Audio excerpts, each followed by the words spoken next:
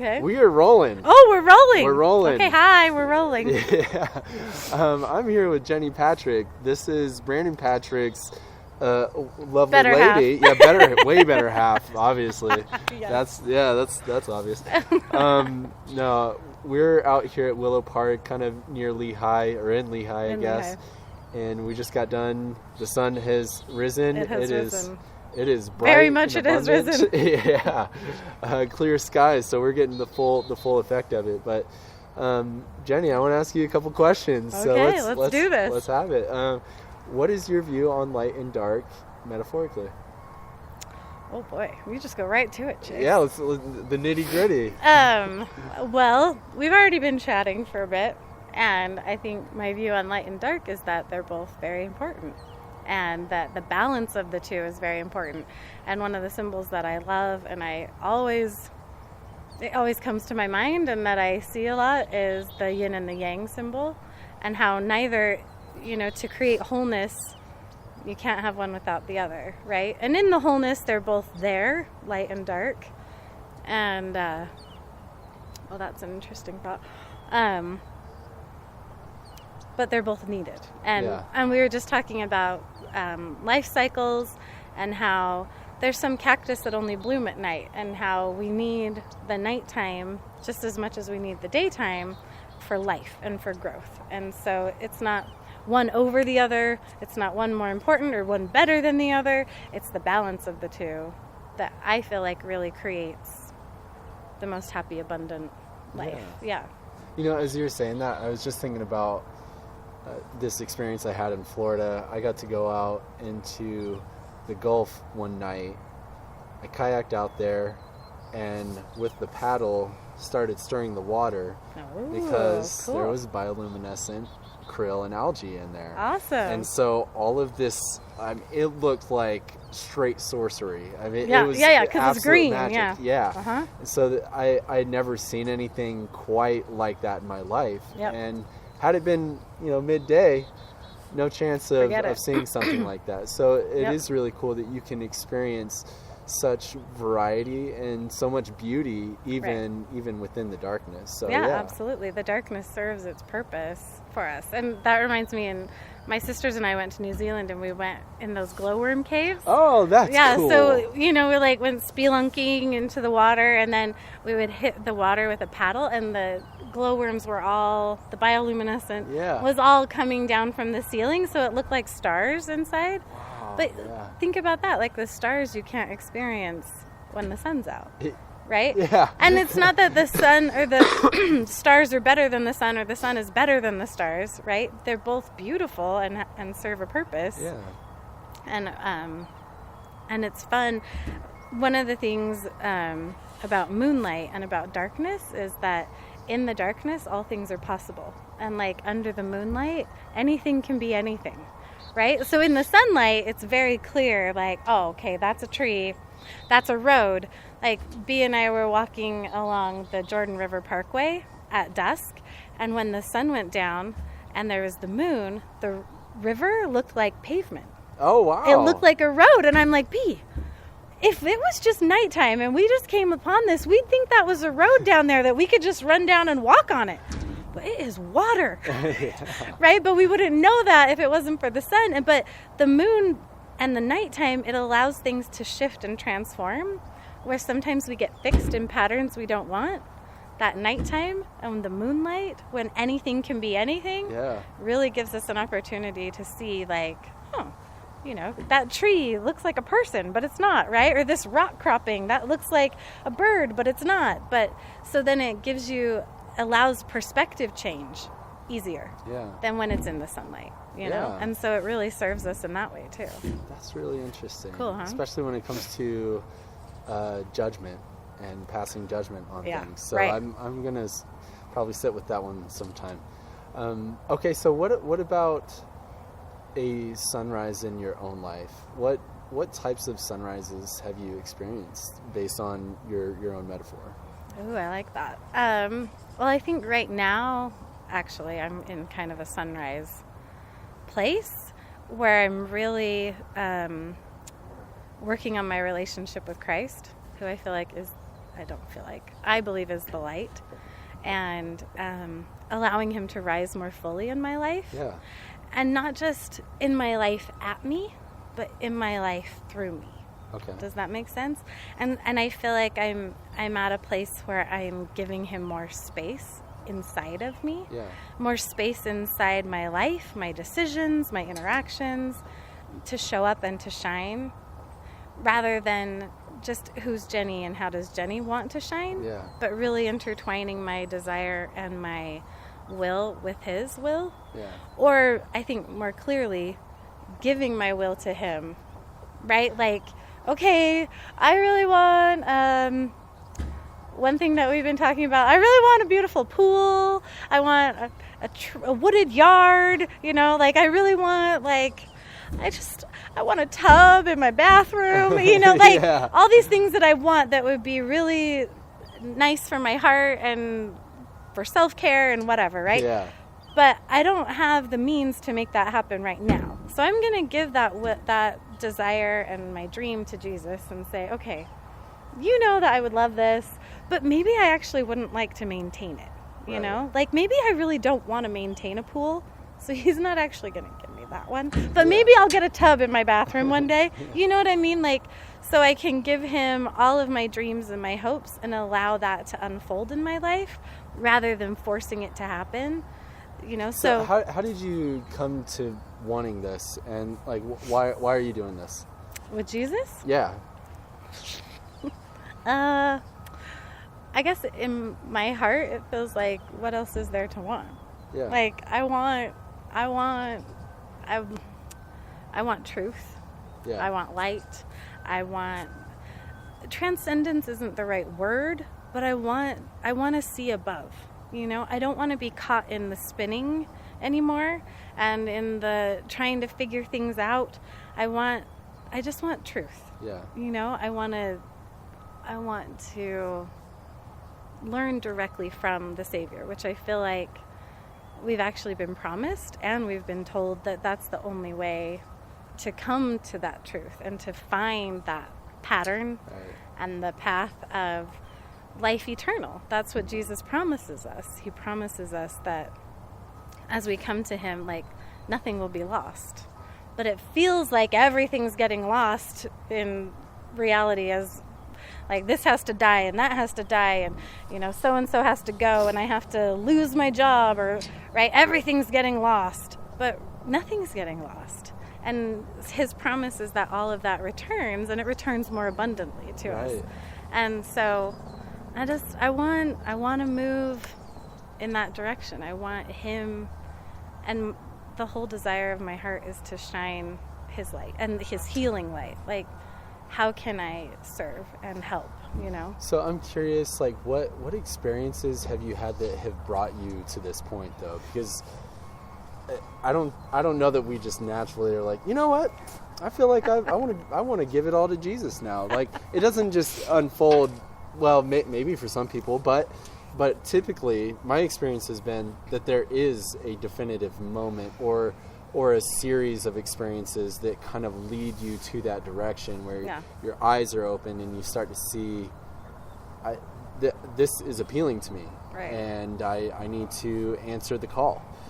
So were there any definitive things that have happened? Like, for a lot of people it's loss, or it's being confused, or even seeing somebody that has that thing that is so alluring that you're like, what? What is it about them? Right. So, like, what has it been for you? I think it's always been in my heart. I think, like, that's just, I think it's been a promise that I feel like I've trusted. I've trusted that promise. And Jesus was very much alive in my mom's heart. She converted to the LDS church when she was 19. And she knew him, right? It's one thing to talk about him. It's another thing to know him.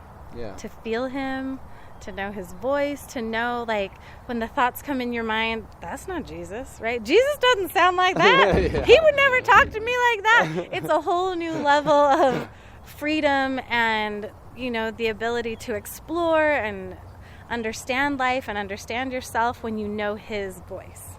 right? Then it's that firm foundation of like, oh, no, I'm cool. Jesus says I'm cool. We're cool. I can do this. We're cool. And Scripture is filled with people who have done crazy or terrible or unconventional things because they were hearing the voice of Jesus, you know? Like, even his mother. And she didn't hear his voice, but having Gabriel come to her and tell her, hey, you're going to have this baby and it's going to be this and that, and, you know, you're not married and the law could say that you need to be killed, and cool, just put your life on the line, have this baby, right? Like, why in the world would God put Mary in a position like that to birth his son? You know what I'm saying? Yeah. Right? And so it's really that God calls us into the space, into darkness. Yeah. So that way we know that we're holding on to light. Right. Which, you know, because God's found in paradox. And, you know, or like Abraham sacrificing Isaac, or like in the Book of Mormon, Nephi. How is it that it's cool that Nephi kills a man, steals his stuff, pretends to be him, you know, lies, cheats, kills, steals, coerces his servant, kidnaps his servant, you know, like, that's all cool. It's no problem. You know, you just broke 5 of the commandments. 50%, that's fine, you're good. But it's because Jesus walked with him in that moment, right? Like, Spirit walked with him and led him through that time. And so even though he was in darkness, he was led by light. So then we don't fear darkness, right? Because the light is always here. So no matter where I am here, the light is in here, you know? So I don't know. I just feel like I've always had a need and a desire for the truth. But then even as a young girl, I come from a very connected, like, spiritual background, I guess. Like, my mom was really connected spiritually. My grandma was. My great-grandmother was. And as I've grown up and worked with my connection to spirit, I've found that I'm actually a medium, so I can feel them, talk to them, you know, converse with them. But one of the spirits that I conversed with early on was Jesus, because that felt like it's not just, it's one thing to have spirit come to you and have an experience, you know, like when my grandpa died, I was in Idaho and he passed in Utah, and he woke me up and he told me goodbye and that he loved me, and then he went to the spirit world, right? Like, that's, you know, that's one thing. Like, oh, cool, Grandpa said goodbye as he died. That's awesome, right? It's a whole nother thing to go knocking on the door of spirit world and open it up, and it's everything, right? So for me, having Jesus alive in my mom, so that I knew him as a child in her and in her eyes and in her actions, then that was a safe place for me to enter the spirit world, and a safe guide to enter the spirit world with, as I went seeking understanding and feeling out what is it actually like in the spirit world, because it's not just light there. There's light, there's dark, there's all the things in between, you know. And so I don't know, did that answer your question? Yeah, absolutely. Okay. I love that. I've got a bunch of other questions for you that I want to pose to you another time. Okay. So what about the word wholehearted? What does that mean to you, to be wholehearted? Oh, okay. Let's fill that one for a second. Okay, so what it means to me to be wholehearted is to hold nothing back. And whether I'm telling everybody that or just feeling it all out, it's like feeling every corner and part of my heart so that I'm not leaving anything in there, you know? Like, especially in my relationship with B, I found that when something is heavy on my heart, if I can share all of it, you know, and not leave that little corner of like, well, but if I tell him that, he's going to think this, or if I tell him that, then he's really going to get mad, you know, or like, you know, like holding nothing back, right? Like, I'm not, but you don't hold nothing back in all your relationships, right? Like, but you can be wholehearted, right? Like, I'm not pretending it's not there. I'm not leaving it stuck in its corner, telling it to be quiet, like, really, like, letting it all be felt and seen. Yeah. Even if it's just felt and seen by me. I feel like wholehearted keeps you from the trap of denial, you know? Yeah. Does that answer your question? Yeah, I think so. Okay. I'll just start talking and you never know where it goes. Who do you have in your life that represents that personally? And how they've impacted you? Let's think. So, Jesus, obviously. And he's teaching me about my heart, you know, and slowly helping me open and expand my heart, where we want to keep our hearts, you know, safe, and we want to keep our hearts, you know, and we want to be careful with our heart and whatever. Jesus isn't careful with his heart, you know. Jesus is resilient. Jesus is like, I love you where you are. I'll meet you where you are. You know, like the more you know him, the more you feel him, like the easier it is to stand in the truth and the light of who you are and love everyone that you come in contact with and see Jesus in them, see the divine and the light within them, right? And so then it's not about like how my interactions are going to hurt me, you know, or whatever, but it's more about how can I share in any interaction that I have, you know? So Jesus. But then one of the greatest, if there was a person that felt like Jesus in physical to me, it was Bee's grandma. Really? And I only knew her with Alzheimer's. Yeah. But that woman had the heart of Jesus. Like, even with Alzheimer's, she loved everybody. And she took all of her frustration and anger out on her son, my father-in-law. So he got the brunt of it. But from where I sat, she loved everybody. She was willing to talk to anybody. And she genuinely cared. Like, any little chick she saw, she's bringing them under their wing, even if it was just for a moment. You know, like, I love you. I see you. How can I feed you? You know, like, I don't know. I could feel that she had the heart of Jesus. So definitely wholehearted to me was like Jean. Like, and I'm pretty sure Bee's family has talked about her before too. Oh my goodness! Because that woman is I've Jesus, and then Jean. That's what it was. Totally. What about yourself? So, do you have any fears, negative beliefs, any kind of darkness that you're trying to overcome, and what are you doing in that process to overcome that? Yeah. Well, we all do. So anyone who says they don't, yeah, exactly. They've probably been translated. Yeah. So, or maybe you still have them when you're translated.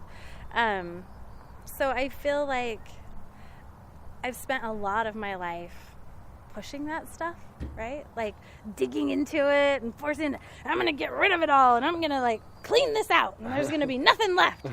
And you get down and it's like, there's more.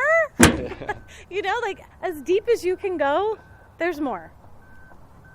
You know? And so rather than having this like laser focus on cleaning all of the darkness out of me, it's like, oh, okay, I'm going to cycle with my darkness, right? And so when it's time, when I'm ready to see, when I'm ready to poop that out, when I'm ready to, when it's made its whole course, you know, it's like colonics are awesome to just clean it out, but they can't get all the way to the top. The only way you can do that is you're going to have a colonoscopy, right? And then you just flush it out. And that's not a pleasant experience.